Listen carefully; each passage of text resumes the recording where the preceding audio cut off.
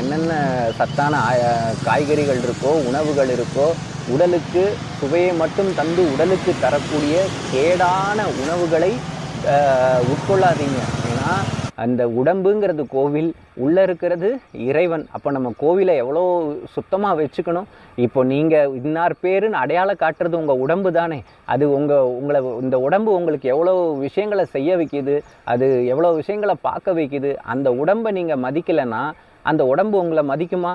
அழுகும் உள்ளுக்குள்ளே. ஐயோ என்னை கஷ்டப்படுத்துகிறானே, கண்டதை திங்கிறானே, உள்ளுக்குள்ளே இவ்வளோ உறுப்புகள் பாதிக்கப்படுதே அப்படின்னு சொல்லி மனசார அழுகும். இது ஆழ்நிலை தியானத்தில் போகும்போது தான் உங்களால் உணர முடியும். இது நான் உணர்ந்ததுனால சொல்கிறேன். இப்போ இந்த ஒரு விஷயம் 99% உறுதியாக நடக்கும். 1% வேணால் நடக்காமல் இருக்கலாம். இப்போ அது நடக்குதோ நடக்கலையோ, நீங்கள் அப்படி நடக்கலன்னா கூட என்னை எப்படி திட்டணுன்னாலும் திட்டிக்கோங்க.